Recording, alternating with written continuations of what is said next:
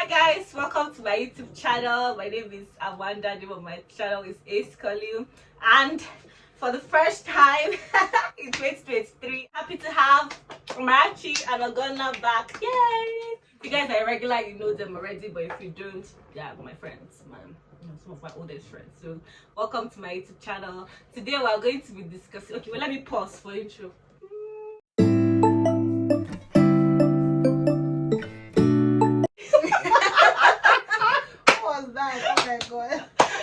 Anyway, so today we're going to be answering, in this video we're going to be talking about like career. You guys are still in career series.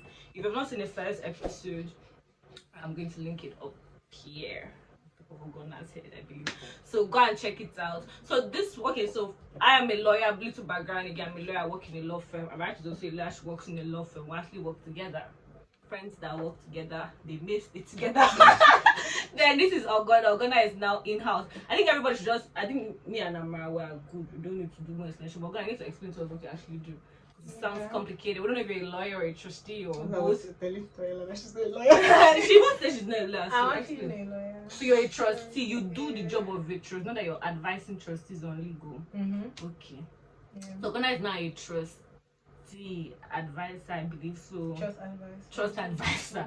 Yeah, so yeah, people that set up trust, like trust funds, whether for private people or what am I doing explaining your job? Or for corporate, like but ahead, like when if you do bonds, at times you need to have a trustee anyway to hold it on behalf of bondholders.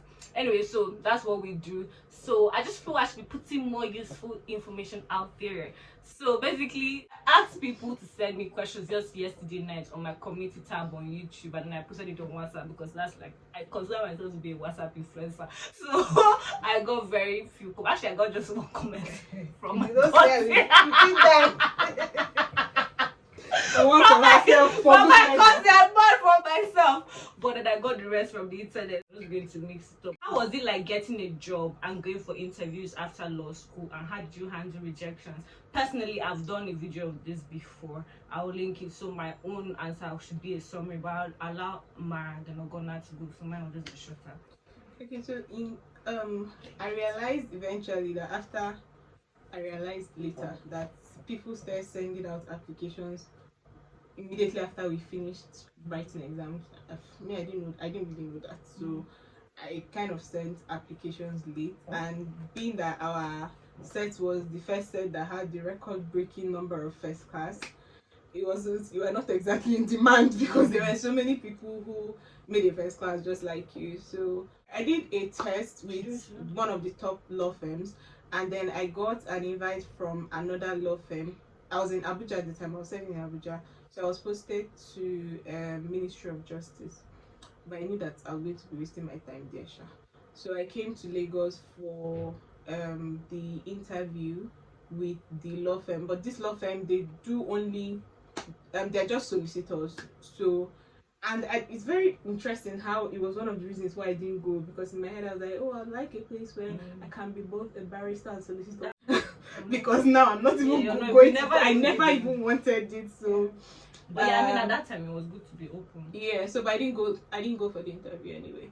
And my auntie, who is a lawyer, tried to help me talk to a few people, but nothing was really forthcoming because, like I said, there were a lot of options at the time.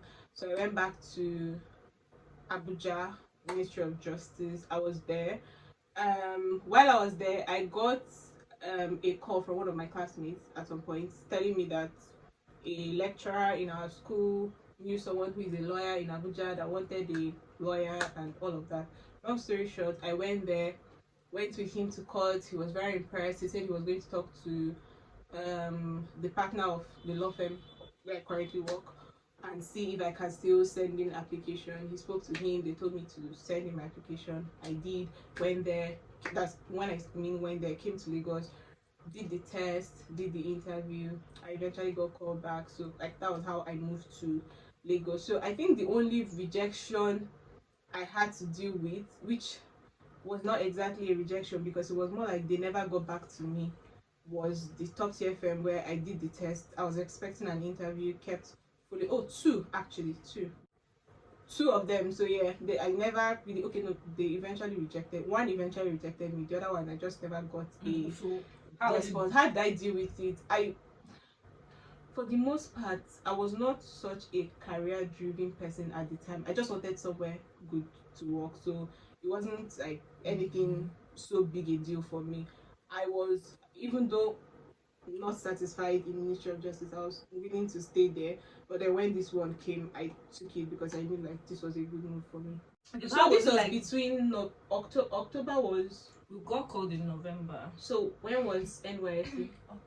October. So this was October. I started at the law firm I currently work in March of the next year. So it was about 5 months. So you waited for a minute. So I waited for a minute, but I was posted somewhere for NYSC. Like, I wasn't just. Yeah. So how were you feeling? That okay, you were. I was very dissatisfied at Ministry of Justice. I say you're not satisfied. No, like I wasn't so keen on I have to be somewhere, but where I was posted was cybercrime unit. Nothing was happening. I don't think they were really doing anything there. We just come there, sit down throughout the day, and eat dates, eat granules, and go back. I just think that was not what my life needed to be. So I wasn't keen on a law firm. But you remember I did an interview with One Health something like a company in Abuja at the time. So I was applying to other places that were not even law firms. Okay, so was the let me just ask this. So was the fact that like people your friends or your class and you're getting placements and you had a first class and you had not gotten any, did that affect you in any way? No, not really because at the time there were still a lot of people who were still waiting. The recruitment process for a lot of firms were still on there.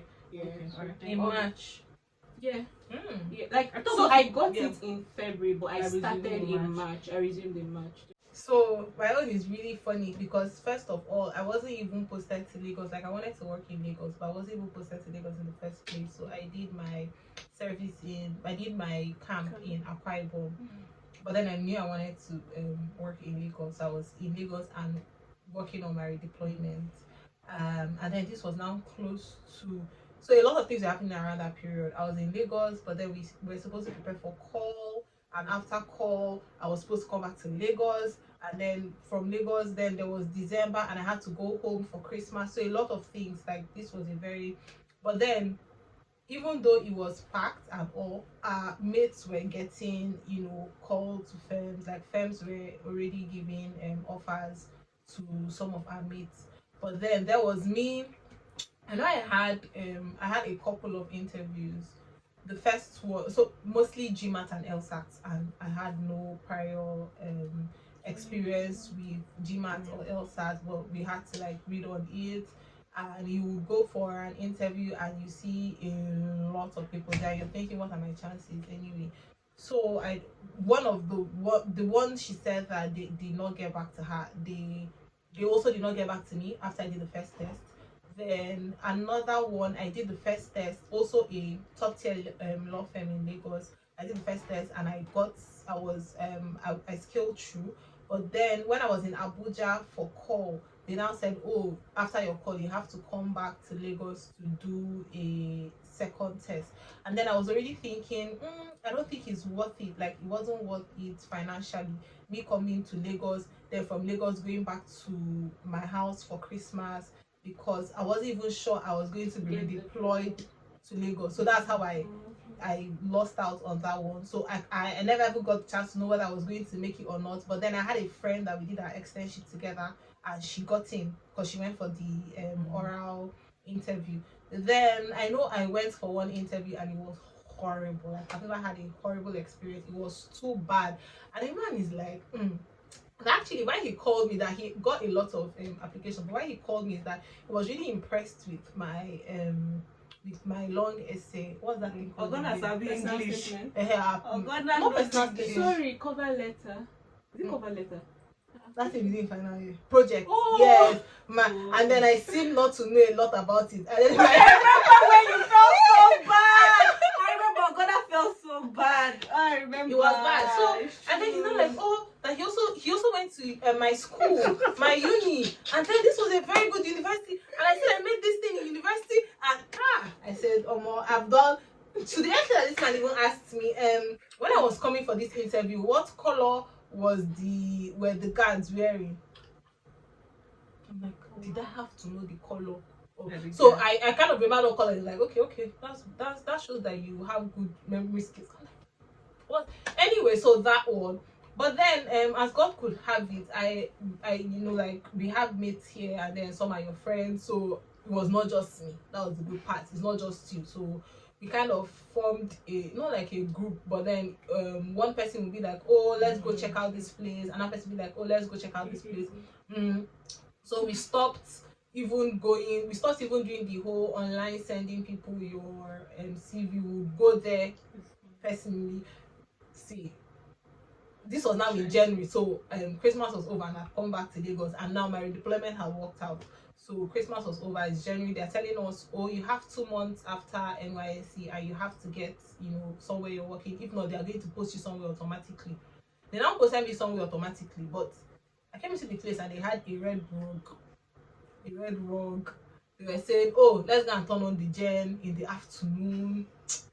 I said, I just like I'm not working. I couldn't do it. So anyway, me and my friends from, like me and my course mates from school, and then some other people, we now said, oh, let's go to this particular place. I don't know whether they even invited us.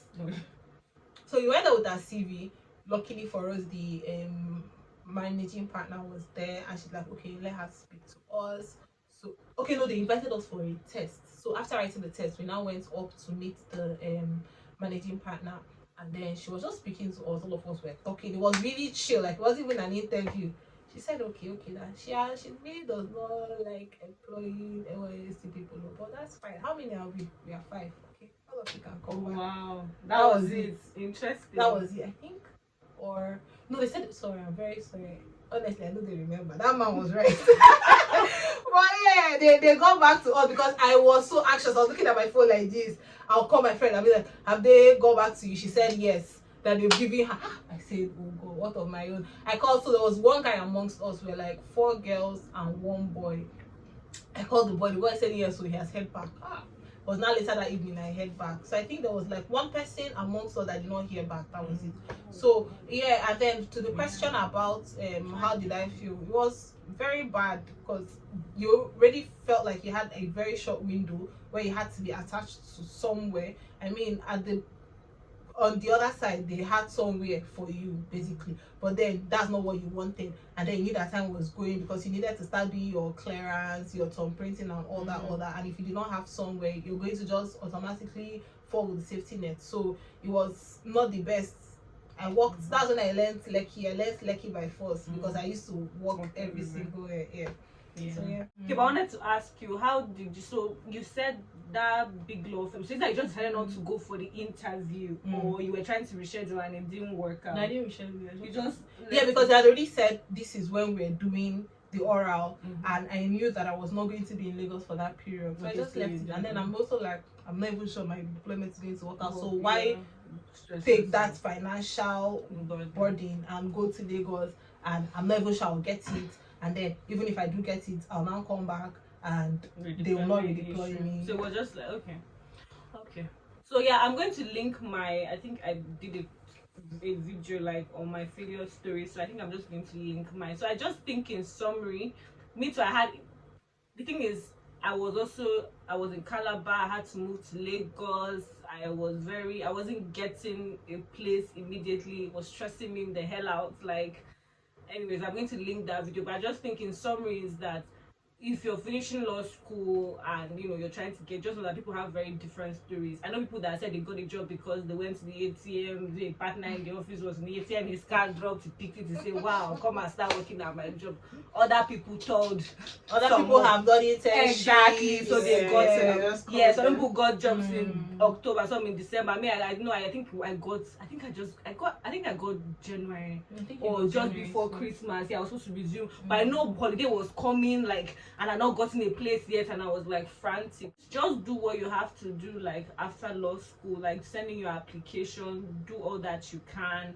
You could ask for some things to be rescheduled if it's possible. At times it's not possible. My point is just know that it may be very easy for you, but then it also may not be. So just do your best, put yourself in the best possible position. So the next question is, how do you balance your work with other aspects of your life? Like, how do you make everything work? I mean, the goal is to have at least for me, as much as possible, to have a wholesome life. So is it a myth? Are you able to achieve it? Do you balance well? Those kind of things. Yeah. I think I am. I'm able to balance. My. I don't think that there is anything I would want to be doing that my job stops me from doing, except being a rich housewife. But like, so, cause like weekends or maybe in the evenings, rarely after work, I could hang out with friends if I want to. Weekends, Saturdays, Sundays, I use that to like meet up with friends, see family, like, so yeah. So how do you achieve that balance? Is it like, so I think, is it your workload? You find a way to streamline your workload? So first, I'm grateful for the place where I work and the person I work with, because there are people who do not have their weekends to themselves. I have my weekends to myself. Like, unless it is absolutely necessary, I have my weekends to myself to do what I need to do. Plus, I'm someone that works really fast, and like I know how to like what's the word? I don't know, maybe put my work in parts and get it out of the way. So yeah. First, proximity. Like where I live and the place is close to a lot of places I'd rather go to. I want to go to, or the people I want to see. Two, the person I work with and the place I work, like I have most of my weekends to myself. And then three, I'm able to like prioritize my work well and do it fast. So I think that's how. Okay, so first of all, I'm not a lawyer. Yeah. Well, okay, because lawyers is really hard. Okay, so I think after this question, you tell us. So she transitioned from a law firm into trust. You will answer it. So after this, just now tell us how the transition, like how it felt, like yes. So just talk about balancing from your own career. Okay, so balancing. So this is not as demanding. Yes, there's work, but it's not as demanding as, because when I was a lawyer, they can call you at any time and then tell you that this person is this, you have to do this, and you have to be on it, right? So, but this one too, there are sometimes that you're called upon on weekends and all, but then it's now on you. So I feel like with the time you've spent working, you know better how to manage yourself. You know when to say, oh yes, I don't think I have to go out now. I need to send out this thing. I need to work on this thing. I know some things that are like, oh, this thing can wait whenever I'm back from where I'm going to. It's not like that urgent. So I guess that is it. Yeah, okay. Then how was transitioning for you? Transitioning, like I feel like once you have that law background, there's a lot that you can do. Not limited to opportunities, but there's a certain mindset that you have. There are some things that you know. So it wasn't a large transition, because most times lawyers are trustees, if not all of the time. Like lawyers do trustee work. So it's something that also has to do with the law, but now you just have to look at it as a financial thing more broadly, because it has to do like with a lot of finance. So and then that's in a work in progress. Because well done, trustee. Okay, so for me, I personally, as a person, I don't know, I just always want to be more than my job. So in as much as I always feel like I'm behind a lot of times, and then I'm just like, I hate you, I want to be like you finish everything so quickly. I guess because part of the reason is that she's most likely faster than I am, but then me, I'm sort of a little bit more spread across. So I work very well with the person that she works, but then I also sort of work with a couple of other people. So most times I feel like I'm sort of behind, like, oh, I need to do that, I need to do this. But at the same time, it's very important to me that I do other things. Like I still make YouTube videos, I still watch a movie. I don't want my work or my job to be, because I feel like because I'm very, it's possible that you think I may be that way, although I think, or you definitely think I'm just like playful and dressed, but like my friends, they know I can be quite intense. It's possible for me to be that person that's just always about work, but that's not me, because I have so many other layers that I like to explore. So the thing is, I just try to use my weekends.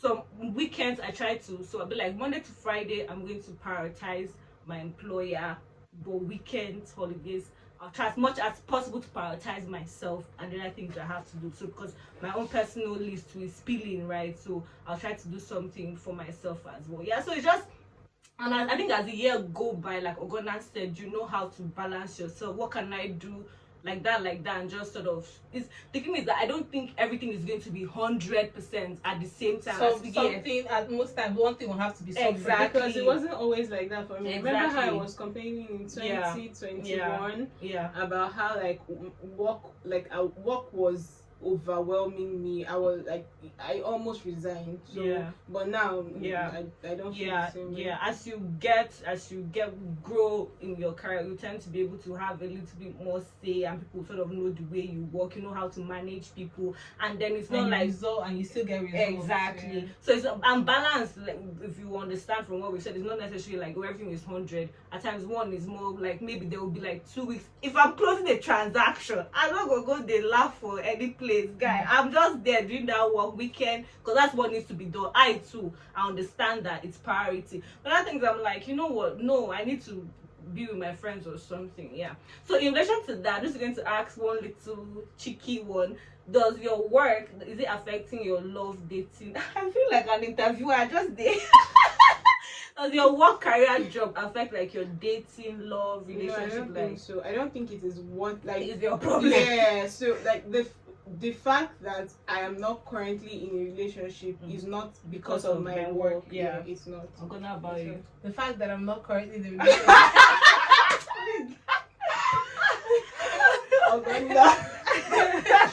But no, what does it affect you? Yeah, okay. I guess I don't know. It doesn't. These guys because I feel like your friendships or like the person relationship is supposed to like be able to understand your work. Yes. No, but the thing is that from the angle of those who are single, does it affect you being able to date, or even if you're dating, does it affect your time with friends and family? Okay. So me, I don't know. I guess it does. Okay, wait though. No, if you because like I mean, if you're seeing this person like every weekend, but then it's not work. No, don't worry. Do you understand? It's just you trying to balance your friends. I really don't think it's work because for me, for instance, walk to the house, like the distance is not that much. So even if you want to meet up with people after work, if you really want to, you can. It's just that you get home later than you ordinarily would. I mean, I like sleeping in the evening. But so you see, that's not work. It's you want to. But it's work. If I'm working from to 8:30, 9 p.m. I don't want to now go so but it's not really, well for me. It's not work. I guess a little bit because let's say if I had like a work that just had to go 9, come back 4, I'll definitely have more time to do other things, like hang out more, like go out, like work day, like a solo day. Yeah, like if you, like if you close like 4 p.m., you're most likely to I'm not going to do anything if I close 4 p.m. I close 5 and I don't do anything. I feel like I'll do. I don't know. Not that you don't do anything. You don't understand. I want to go home and I think it's not. I think for me, I don't think it's really. There's work, a little bit of work, but then I also think as a person, like I'm not very spontaneous. Like you can't just spring up. Come, let us go. No, like you need to tell me beforehand. I need to know. Yeah, that kind of thing. Okay, so the next question I'm going to ask is no, sorry, give me a minute. Okay, what was the best job decision you ever made? Should I skip it and come back to you later? Don't come back to me later. When you're coming back, come back and so far, I guess moving to Lagos and coming to be honest. I think a very good job decision I made was moving to my current place. My former place was good. I always say this all the time. Well, I've had this conversation with a couple of people. It was good, but it was sort of like a little bit more streamlined. So I appreciate the fact that I was able to make that decision to come to another place. Amarachi was already in there, so she was sort of I was able to come to join Amara because I think it has exposed me to other practice areas, and I'm now doing something completely different from what I was doing before. And why I felt and why I felt it was sort of important because as a then that place was paying more. Even though I suppose they see me paying more if they add everything I don't know, but then so it was like I had this little bit of money and wanted to try other things, not being very sure because I came there not even thinking I was thinking of this be earning that amount for a while, but I joined like October and January sort of reviewed it, but I wasn't expecting the review to be that high or that significant. I guess it just sort of worked out for me in that way, so I think that was quite a good decision because I don't know, I had a very different trajectory if I was if I was in Abuja in Ministry of Justice, I don't know what I would do. That become of me. So yeah. Maybe that be married by now. Okay. How happy are you with your current career? So it's more than your job. So 60% for me. How satisfied are you? 60%, because recently I've been thinking about a lot of things, like career related. Do I still want to be in a law firm? Do I still want to be a lawyer? And all those kind of things. So yeah, so I don't think it's particularly about where I work. It's just generally career dissatisfaction.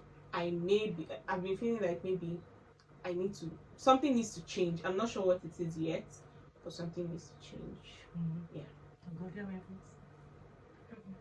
Okay, but wait, let me. Okay, let me go before you then. Okay. Why you think? Okay. So I think for me, I think I'm fairly satisfied with my current career and where I'm at.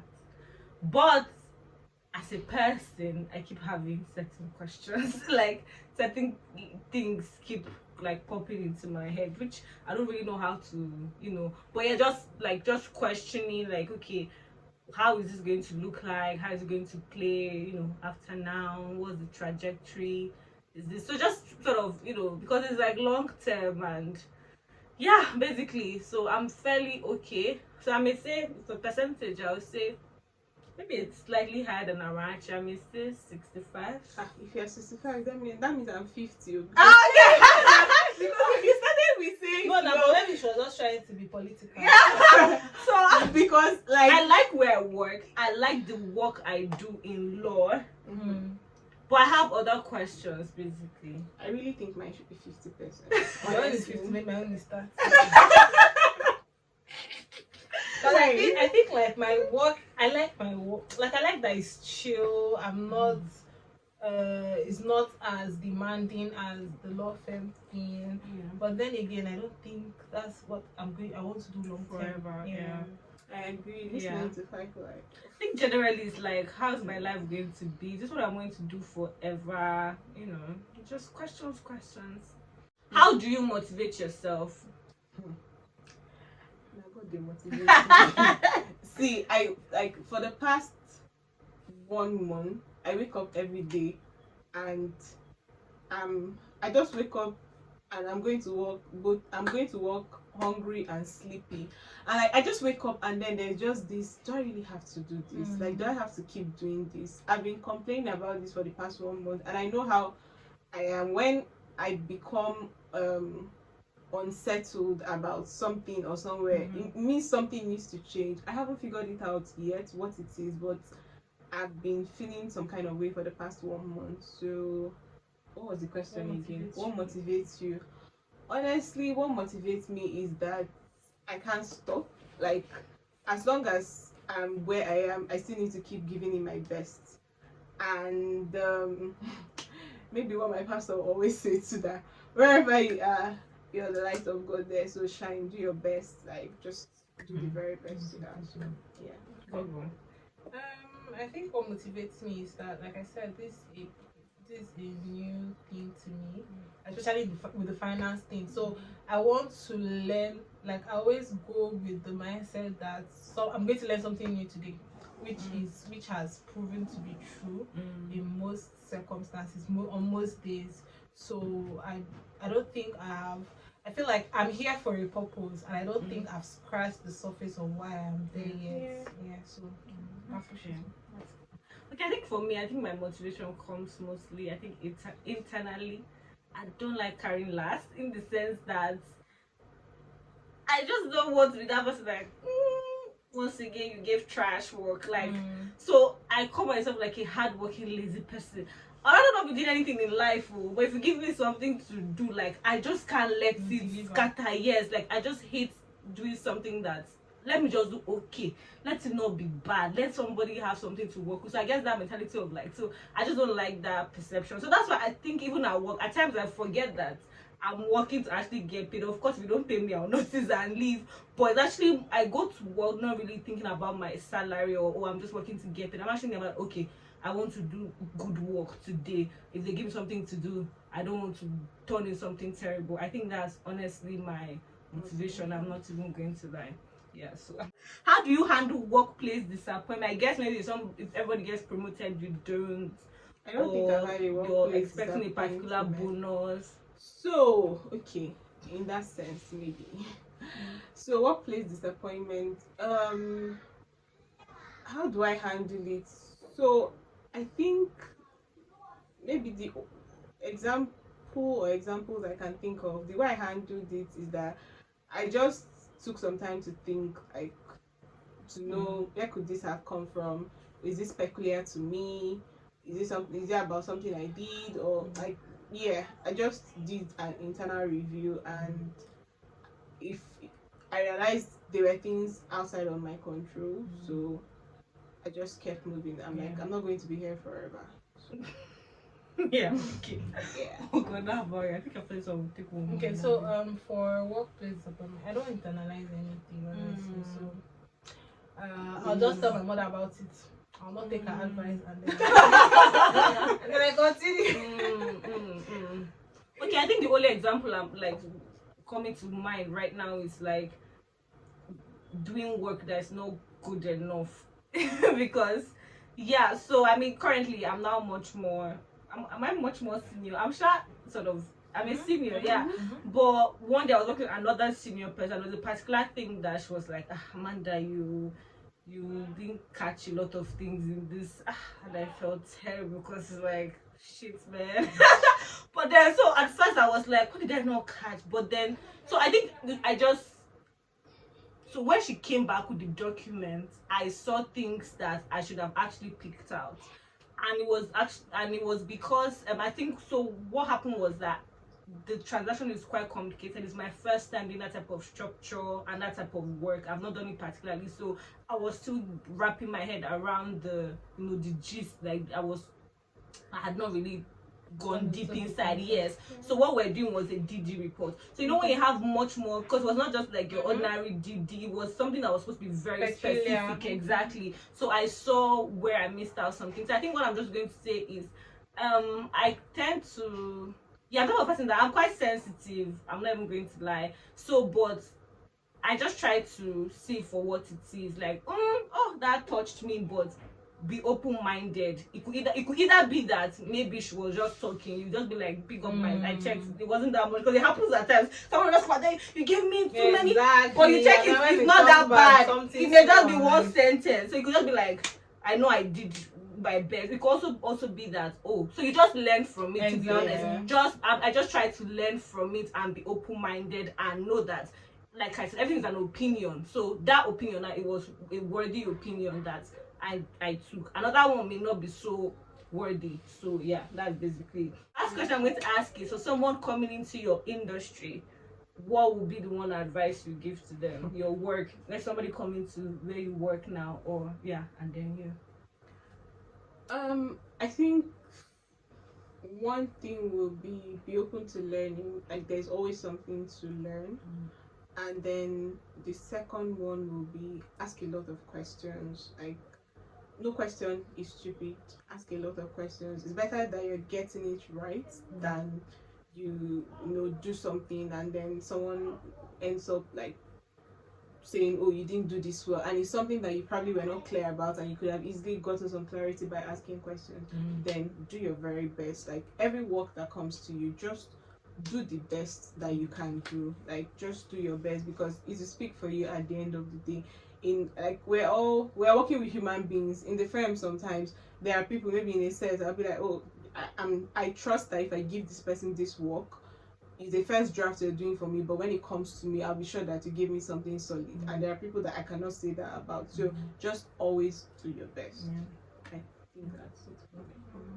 Okay, I think Amara's pretty much said everything, but I think another thing I want to add is like your attitude, because it's not like it's streamlined just for law. I think what she said covers across industries. But then, like if you have a good attitude towards work, people would even want to work with you, because there's a way you would act if they give you work, and then a person is like, let me just do my work myself. I don't even want to be bothered. So, but what if you actually don't want to do work? But once you do the bare minimum, that's on okay. you. If you don't want to do it, but like don't expect people to now accord you the same whatever that they accord to people who are working. And then if you're like you're eager to learn and all, somebody's also going to be eager to teach you. Than some like you're wasting your time happy on someone who doesn't want to learn.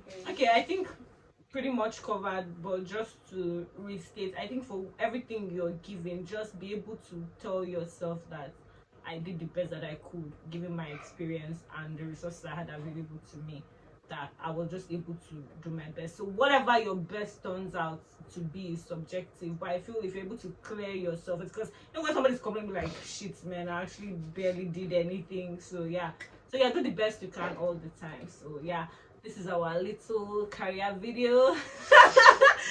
So thank you guys so much. I hope someone's able to learn from it.